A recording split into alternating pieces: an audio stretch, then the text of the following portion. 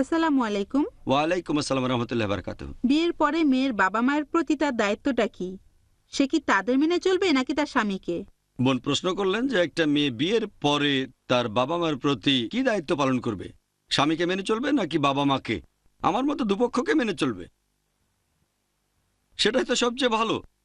তবে যদি মতভেদ হয় তাহলে কার গুরুত্ব বেশি? বিয়ে হওয়ার আগে বাবা মার কথা মেনে চলাটা অবশ্যই গুরুত্বপূর্ণ, বিয়ের পরেও মানা গুরুত্বপূর্ণ। তবে বিয়ের পরে সে নতুন একটা পরিবারে যায়, এই দুই পক্ষের মধ্যে যদি মতভেদ হয় তাহলে দেখতে হবে কোন পক্ষ কোরআন এবং সুন্নাহ মেনে চলছে, স্বামী মেনে চলছে নাকি মা বাবা মানছে।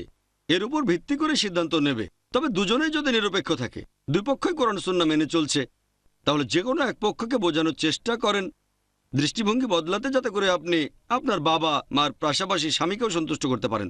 তবে তারপরেও যদি বিরোধ চলতে থাকে, দুপক্ষই কোরআন সুন্নাহ মেনে চলছে, তাহলে এরকম পরিস্থিতিতে আপনি যাবেন স্বামীর পক্ষে বিয়ের পরে। আর এটার কারণ হলো, এখানে আপনি পরিবার দেখাশোনা করবেন, তার মানে এই না যে নিজের বাবা মাকে একেবারে ত্যাগ করবেন। যদি মতভেদটা এরকম হয় যে দুপক্ষে কোরআন হাদিস মানে, তারপরও আপনাকে একটা পক্ষ নিতে হবে। সবচেয়ে ভালো দুপক্ষকে সন্তুষ্ট করা, একেবারে শেষ উপায় হিসেবে যদি পক্ষ নিতেই হয় তাহলে আপনি এখানে নেবেন স্বামীর পক্ষ। কারণ সেটা এখন আপনার নিজের পরিবার, বাবা মার পরিবার না। তারপরও যদি স্বামীকে বুঝিয়ে শুনিয়ে বাবা মাকে সন্তুষ্ট রাখতে পারেন, সেটাই সবচেয়ে ভালো। আশা করি উত্তরটা পেয়েছেন।